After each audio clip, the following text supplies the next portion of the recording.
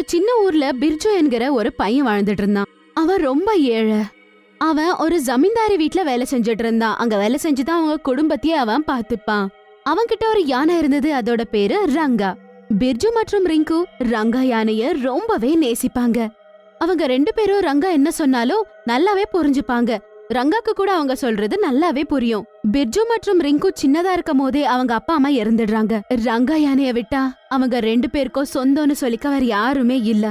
ஒரு நாள் என்ன ஆகுதுன்னா, பிர்ஜு ரிங்கு கிட்ட சொல்றான், ரிங்கு, நீ ரங்கா கூடயே விளையாடிட்டு தான் இருக்க போறியா, இல்ல சாங்குவோட கம்பெனில வேலை செய்யறதுக்காகவும் நீ போவியா? இங்க பாருப்பா, கொஞ்சம் லேட் ஆனாலும் அதுக்கப்புறம் அவரு ரொம்பவே கோவப்படுவாரு. சரிங்கண்ணா, இப்பவே நான் வந்துடுறேன். அவங்க 2 பேரும் அந்த ஜமீன்தாரி வீட்ல வேலை செய்யறதுக்காக கிளம்பிடுறாங்க. அவங்க போறதுக்கு கொஞ்சம் லேட் ஆயிடுது. அட என்னப்பா, இன்னைக்கும் நீங்க 2 பேரும் வர்றதுக்கு இவ்ளோ லேட் ஆயிருக்கு. நான் உங்ககிட்ட எத்தனை தடவை சொல்லியிருக்கேன் கொஞ்சம் சீக்கிரமா வாங்கன்னு. அது வந்து வீட்ல கொஞ்சம் வேலை இருந்தது, அதனால தான் லேட் ஆயிடுச்சு சார். சரி, போங்க, போய் வேலை என்ன இருக்கோ அதை பாருங்க, போங்க. அவரு போன உடனே, அட கிருச்சுவண்ணா, இந்த சாகு என்ன இப்படி இருக்காரு? கொஞ்சம் லேட் ஆகிறதுல அப்படி என்ன ஆக போகுது? இவர் எதுக்காக இவ்ளோ கோச்சிக்கிறாரு? ஆனா நாம இதுவே ரொம்ப வேலை செஞ்சா அவர் ஏன் எதுவுமே சொல்ல மாட்டேங்கிறாரு? அட என்ன பண்றது ரிங்கோ, நம்மளோட தலையெழுத்தே இப்படி இருக்கே. இந்த சாகுக்காரரோட வீட்ல வேலை செய்யறதுக்கு பதிலா நமக்கு வேற எந்த ஒரு வேலையுமே இல்லையே. சரி வா, நம்ம சீக்கிரமா போகலாம். நாம இப்படி நின்னுட்டு பேசிட்டு இருக்கிறத அவர் மட்டும் பார்த்தாருன்னு வையே, அதுக்கப்புறம் அவர் நம்மள வேலையை விட்டே நிறுத்திடுவாரு. 2 பேரும் அவங்களோட வேலைய செய்ய ஆரம்பிக்கிறாங்க. சாயந்தரம் ஆனதோ அந்த ஜமீன்தார் அவங்க 2 பேரையும் வீட்டுக்கு அனுப்பிடுறாரு. அப்புறம் 2 பேரும் அவங்களோட வீட்டுக்கு போயிடுறாங்க. அட ரங்கா, இவ்ளோ நேரமா நீ எங்களுக்காக தான் காத்துக்கிட்டு இருக்கியா? ரங்கா அவங்க கிட்ட இப்படின்னு சொல்லுது, நான் எவ்ளோ நேரம் தான் பசியோடையே இருக்கிறது. இங்க பாருங்க, எனக்கு ரொம்ப அதிகமா பசிக்குது. இரு, நான் உனக்காக வாழைப்பழம் கொண்டு வந்திருக்கேன். இந்த வாழைப்பழம் சாப்பிடு.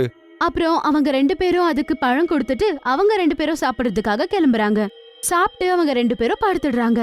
அவங்க 2 பேரும் தூங்கிட்டு இருந்த நேரத்துல ரங்காவை 2 பேர் வந்து புடிச்சிட்டு போயிடுறாங்க.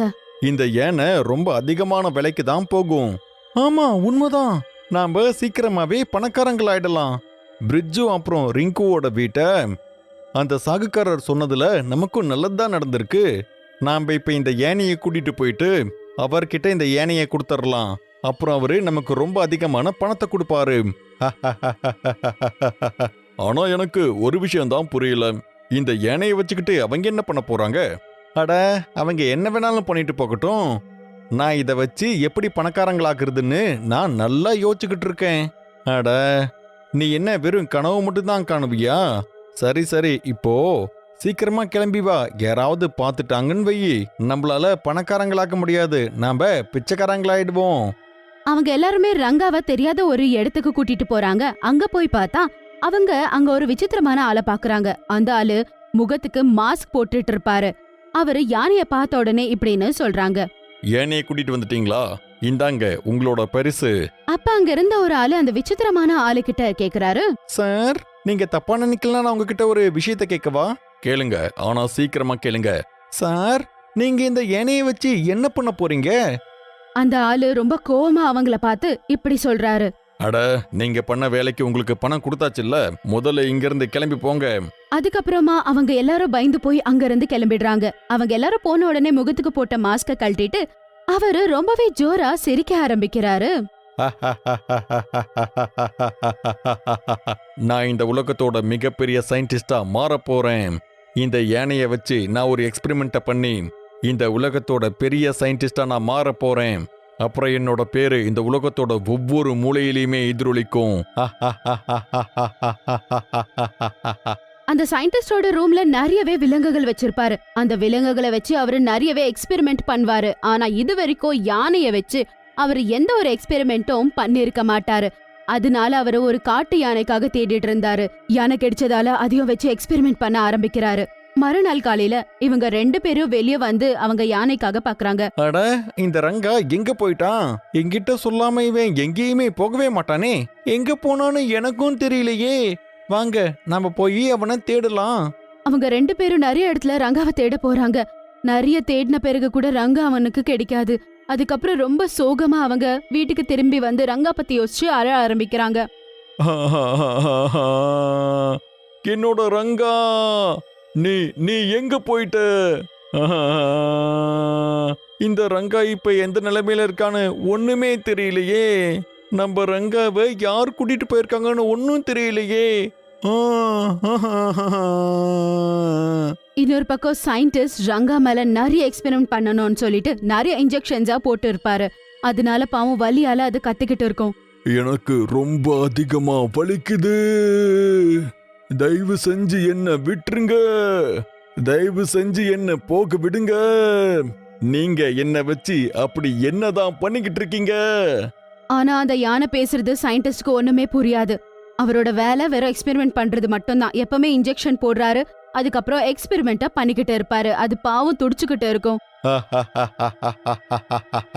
அந்த நாள் தூரத்துல இல்ல, நான் இந்த உலகத்தோட மிகப்பெரிய சயின்டிஸ்ட் ஆக போறேன். அப்புறம் இப்படியே அந்த யானைய வச்சு ரொம்ப நாளா அந்த சயின்டிஸ்ட் எக்ஸ்பெரிமெண்ட் பண்ணிக்கிட்டே இருப்பாரு. அப்புறம் ஒரு நாள் அவ்வளவுதான், இதுதான் லாஸ்ட் ட்ரையல். அதுக்கப்புறம் இந்த யானை ஒரு மனுஷங்க மாதிரி பேச ஆரம்பிச்சிடும். அப்புறம் மனுஷங்க மாதிரி நல்லாவே பேசும். இன்னும் ஒரே ஒரு நாள் தான். அந்த சயின்டிஸ்ட் மறுநாளுக்காக காத்துக்கிட்டு இருப்பாரு. மறுநாள் வந்த உடனே அவ்வளோதான், இன்னைக்கு தான் எக்ஸ்பெரிமெண்டோட கடைசி நாள். நான் இந்த யானைக்கு இந்த இன்ஜெக்ஷனை போட்டதுக்கு அதுக்கப்புறம் இந்த யானை மனுஷங்க மாதிரியே பேச ஆரம்பிச்சிடும். அவர் அந்த யானைக்கு இன்ஜெக்ஷன் போட போறாரு. அந்த நேரத்துல அந்த யானை ரொம்ப ஜோரா கத்துது. எனக்கு ரொம்ப அதிகமா வலிக்குது, தயவு செஞ்சு என்ன விட்டுருங்க, எனக்கு ரொம்ப அதிகமா வலிக்குது, விட்டுருங்க. அந்த யானை வலியால எவ்வளவு துடிச்சுக்கிட்டு இருந்தா கூட அந்த சயின்டிஸ்ட் எதுவுமே கண்டுக்க மாட்டாரு. அவருக்கு என்ன, அவரு வெறும் இந்த எக்ஸ்பெரிமெண்ட் பண்ணணும், அவ்வளவுதான். பாவம், அவ்வளவு எவ்வளவு இன்ஜெக்ஷன்ஸ் போட்டிருக்காருன்னா அந்த யானை அந்த வலிய தாங்க முடியாம துடிச்சுக்கிட்டு இருக்கும். அது எவ்வளவு கத்துனாலும் அவரு கண்டுக்காம அவரு கண்டினியூஸா அந்த எக்ஸ்பெரிமெண்ட்ட பண்ணிக்கிட்டே இருப்பாரு. யானை ரொம்ப பயந்து போயிருக்கும். காப்பாத்துங்க, என்ன கொன்னுடாதீங்க, எனக்கு அப்படியே மூச்சு முட்டுற மாதிரியே இருக்கு, தயவு செஞ்சு என்ன யாராவது காப்பாத்துங்க. அந்த எக்ஸ்பெரிமெண்ட் கம்ப்ளீட் ஆகுற நேரத்துல அந்த யானை பாவம் இறந்து போகுது. அதுக்கப்புறம் இந்த எக்ஸ்பெரிமெண்ட் ஃபெயில் ஆயிடுது. அது ரொம்ப மோசமான ஒரு வேலை. அட, என்ன ஆச்சு? நான் பட்ட கஷ்டம்லாம் அப்படியே வீணா போயிடுச்சே. இது என்னோட 5வது எக்ஸ்பெரிமெண்ட், ஆனா இதுவும் கூட ஃபெயில் ஆயிடுச்சே. ரொம்ப கஷ்டப்பட்டு தான் இந்த யானைக்காக நான் இவ்வளோ நாள் வெயிட் பண்ணிட்டு இருந்தேன். இப்ப இன்னொரு யானையை எங்கிருந்து கொண்டு வருது? யானை செத்ததோ ஒரு பேயா மாறிடுது. அதுக்கப்புறம் அங்க முன்னாடி நின்னுட்டு இருந்த அந்த சயின்டிஸ்ட மெரிச்சுக்கிட்டு அங்க இருந்து நடந்து போயிடுது. அதுக்கப்புறம் ஜோரா கத்த ஆரம்பிக்குது.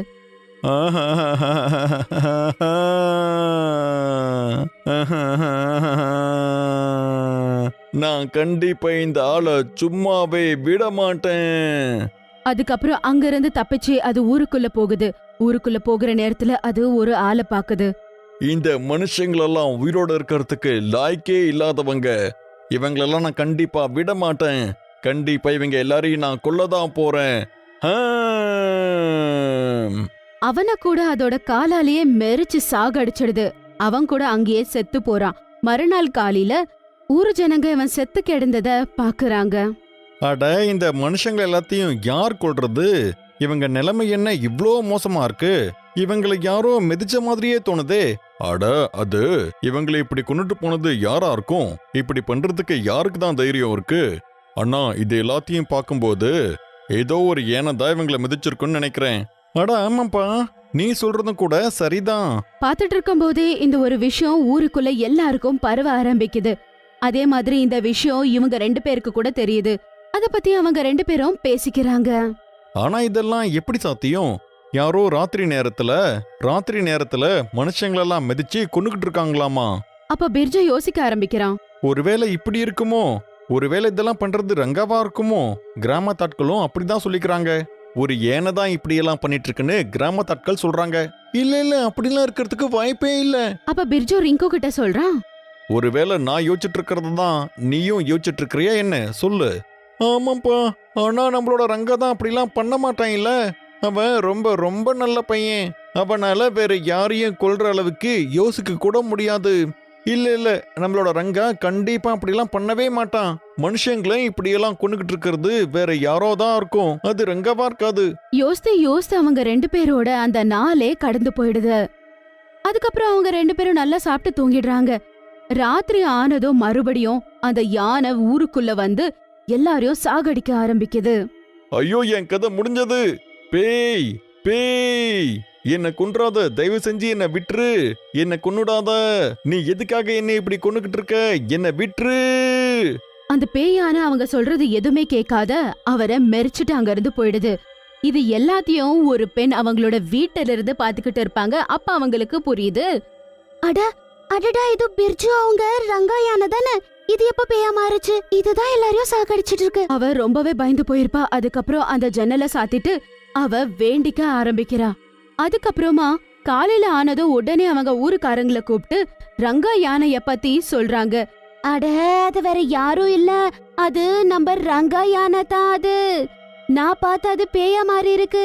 அதுக்கப்புறம் எல்லாரும் சேர்ந்து பிர்ஜு அவங்க வீட்டுக்கு போறாங்க. அட பிரிட்ஜு, உன்னோட ரங்கா தான் இப்படி எல்லாம் பண்ணிக்கிட்டு இருக்கான். அவன் தான் எல்லாரையுமே கொண்டுகிட்டு இருக்கான். இப்போ உன்னால மட்டும்தான் எல்லாரையும் காப்பாத்த முடியும். என்னால இதை நம்பவே முடியலையே. என்னோட ரங்கா இப்படி எல்லாம் பண்ணுவான்னு என்னால கொஞ்சம் கூட யோசிக்கவே முடியல. மறுபடியும் ராத்திரி ஆனதும் அந்த பேய் ஊருக்குள்ள வருது. அப்ப ஒரு ஆள் அங்க நடந்து போயிட்டு இருக்கும்போது அவரை சாகடிக்கிறதுக்காக ஓடுது. அப்ப அவங்க முன்னாடி பிர்ஜு வந்துடுறாரு. ரங்கா, இவங்கள விட்டுரு. இவங்கெல்லாம் அப்படி உனக்கு என்னதான் பண்ணிருக்காங்க? இந்த கிராமத்தாட்கள் எல்லாம் நீ எதுக்காக இப்படி கொண்டுகிட்டு இருக்க? நீ இப்படி எல்லாம் பண்ணக்கூடாது. உன்னை யார் கொன்னது? அவனோட சுயநலத்துக்காக அவன் என்ன கொன்னுட்டான். நான் தினம் தினம் துடிச்சுக்கிட்டு இருந்தேன், கத்திக்கிட்டு இருந்தேன், அழுதுகிட்டு இருந்தேன். ஆனா நான் கத்தனதை யாரும் கேட்கல. அவ்வளோ பண்ணியும் எனக்கு ஏன் இவ்வளோ வலியை கொடுத்தீங்க? அவன் என்னை பத்தி கொஞ்சம் கூட யோசிக்காம அவன் என்ன கொன்னுட்டான். நான் அவ்வளோ கெஞ்சியும் கல் மனசோட அவன் என்ன கொன்னுட்டான். என்ன இந்த நிலைமைக்கு ஆளாக்கினவங்கள நான் கண்டிப்பா சும்மா விடவே மாட்டேன். அமைதியா இரு ரங்கா, சமாதானப்படுத்திக்கோ. பிர்ஜு யானை மேல கை வச்ச உடனே அது கொஞ்சம் சாந்தமாயிடுது. அதுக்கப்புறம் அந்த யானை அவங்கள பார்த்து அழுது. இவங்க 2 பேரு கூட அழ ஆரம்பிக்கிறாங்க. நீ இறந்ததை நினைச்சு எங்களுக்கு ரொம்பவே வருத்தமா இருக்கு. ஆனா அதுல இந்த கிராமத்தாட்களோட தப்பு எதுவுமே இல்ல. தயவு செஞ்சு அவங்கள கொல்லாத. இனிமே இவங்க எந்த ஒரு விலங்கையுமே கொல்லாம இருந்தாங்கன்னா அப்போதான் இவங்களெல்லாம் நான் உயிரோடையே விட முடியும். எந்த விலங்கையும் இவங்க கஷ்டப்படுத்தவே கூடாது. நாங்க உனக்கு வாக்கு கொடுக்கிறோம். இனிமே நாங்க எந்த ஒரு விலங்கையும் கண்டிப்பா கொல்லவே மாட்டோம் அப்படின்னு சொல்லி அந்த பேய் அவங்கள சாகடிக்காது. அதுக்கப்புறமா அவங்கள எல்லாரையும் விட்டுட்டு அங்க இருந்து கிளம்பி போயிடுது.